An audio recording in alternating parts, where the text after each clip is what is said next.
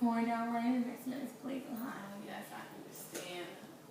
Okay, so I'm Ashley. You can call me Ashley or Mrs. Patty or whatever you feel. And you're Miss Jackson? Mrs. Sorry. Mrs. Jackson. Okay, well, I'll just start by saying I'm a social worker here at Family and Child Services, and my role is to improve the psychological and physical function in families and children. Basically, in other words, it's just to help you cope with normal stresses in your day-to-day life. Okay, so, another thing, everything we talk about here is confidential.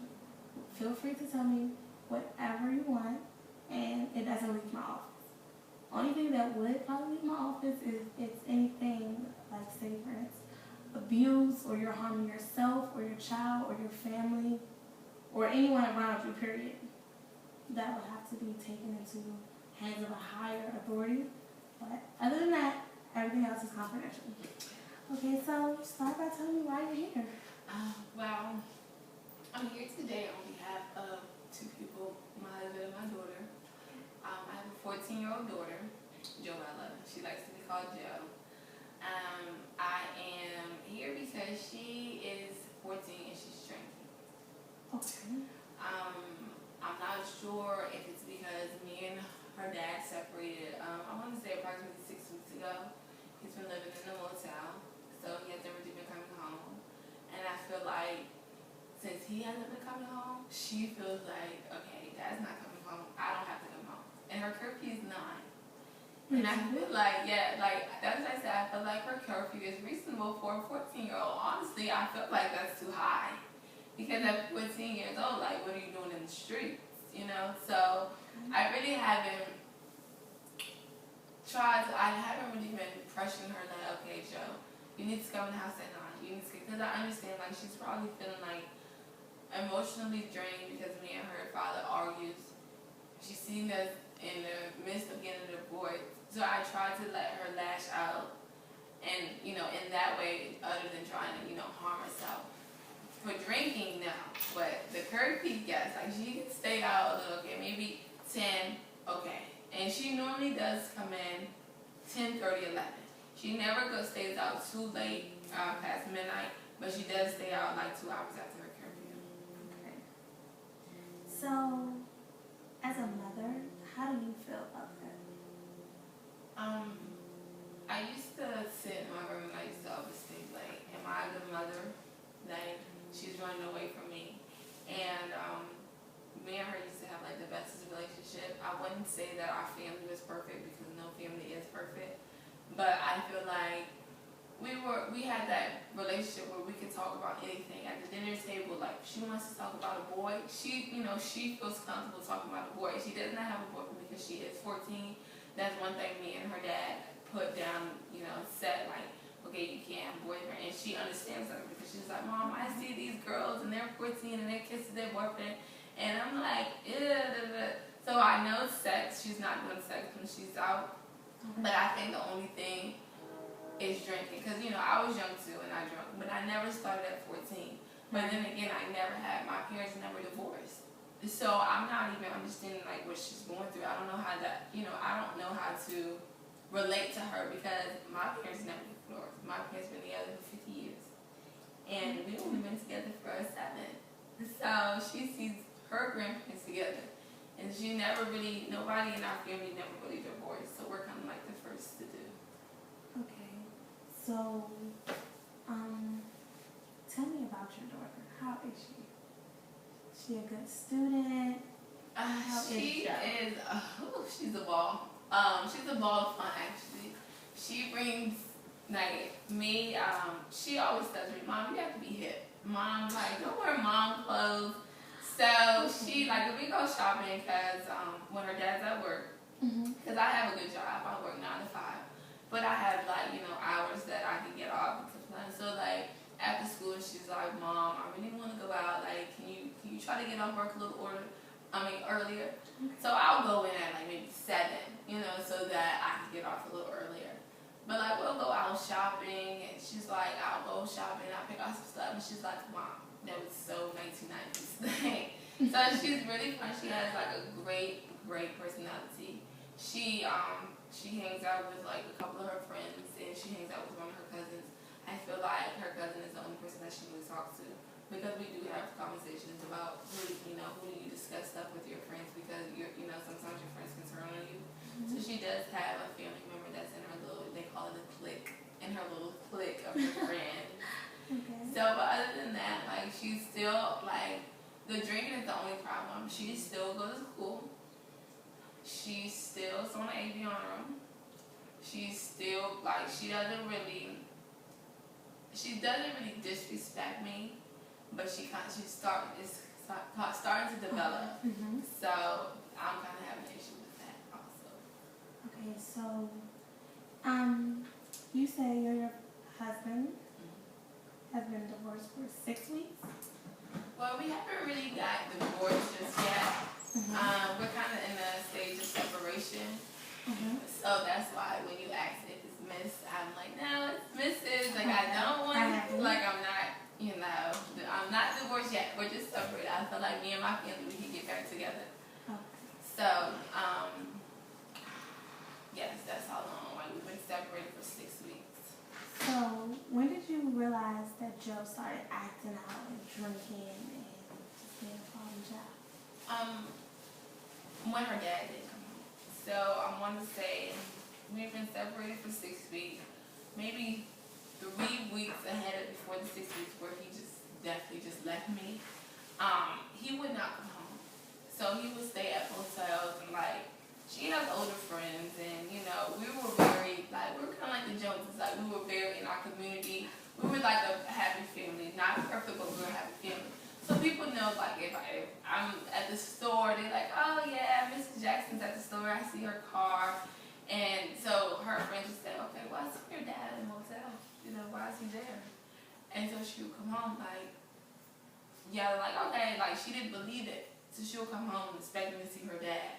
So her dad isn't there. So that's why I feel like she knows her dad comes between the hours of 7 and 8. And sometimes he'll make it home early around 6. But, he works for the Fed. So he really can't have a set time where he comes home. Sometimes the shifts are longer. So I feel like the reason why she is coming in late is because she thinks her dad is going to come in late.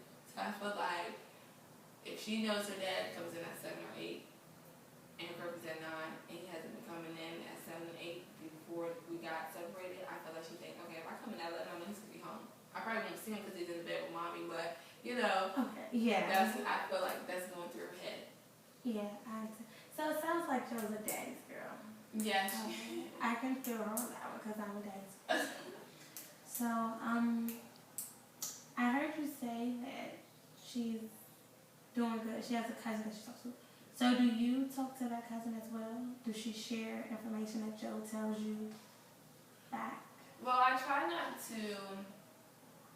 I know she does talk to her cousin because her aunt tells me, like, okay, Maureen, because her cousin is Maureen. Maureen was talking to me, and it kind of slipped out that Joe was feeling depressed, and she thinks Joe's drinking and stuff. Well, she really is, but I don't think Joe does it in front of her cousin. Okay. So Maureen expressed that to her aunt, so her aunt called me to let me know that.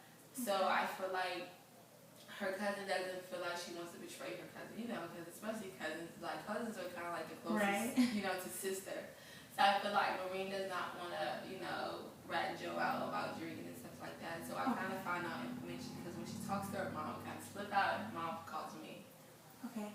So have you and your husband talked to Joe about whether this is going to be a divorce or it's going to be a separation? Well, just for the time being.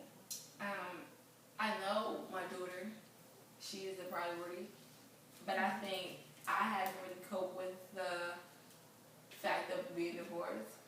So I don't really try to sit down and be like, okay, if this happens, blah, blah, blah, we're going to get a divorce. Or, we're already halfway at the divorce.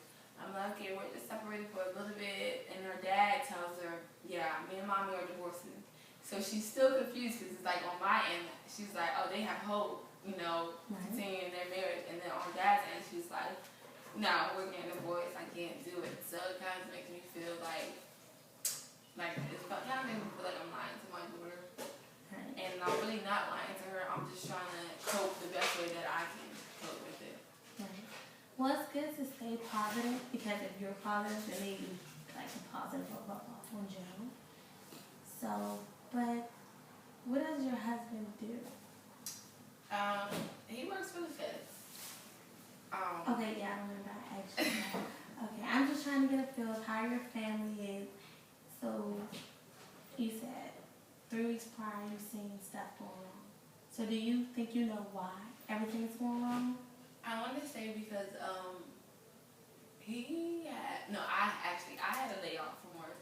Okay. So I want to say I was laid off for a good 3 to 5 months, Okay. and I wasn't really bringing that money.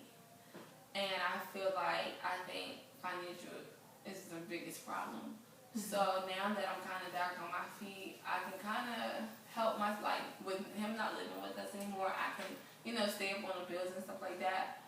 But now it's kind of, impacting on my life because it's like, okay, all right, I can't afford this.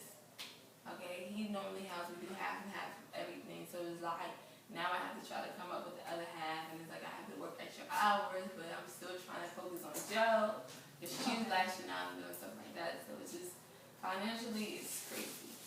Okay, well here at Family and Child Services, we have resources that can help you financially, or even you can help Joe come to our sessions. We have group sessions for children where they can just express their feelings, because sometimes it's better if a child talks to a child versus an adult. They feel like, oh well, they're the same age as me, so maybe they'll understand me more.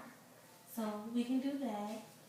And you and your husband, we have marriage counseling here too.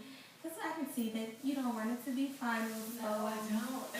I understand. So we can put you in that if you want. Do you think that he'll come and partake in marriage counseling? I think if Joe asks him, because he doesn't answer my phone calls, Okay. I think if Joe asks him, and I feel like if Joe was up to coming to her group session, because if everything is at the same time at the same night, because as I say, she's 14. I take her places, her dad takes her places. So if he came to like marriage counseling at 8 o'clock, can she have a group session at 8 o'clock so that we're all here and Okay, I one understand. Yes, it can be that way. So, okay. I think we can wrap this session up. And next time, I would prefer if you can bring Joe. Do you think she'll come? Yeah, I think she will. I'll tell her about you. She's a dad. She can relate. I'm sorry, she's a daddy's girl. So y'all can talk about, being daddy's girls. So maybe she'll come. Okay, that's great, because it would be nice for me to actually talk to Joe and see how she's feeling, how she's dealing with the separation of her parents. Okay. And if your husband can come, that'll be great too, to have everyone talk, and so you can see how everyone's feeling, how this take a toll on everyone, and what can we do to fix it. Okay. So you can make an appointment with my assistant, Thank you. and I'll see you next time. All right. Thank you. Bye.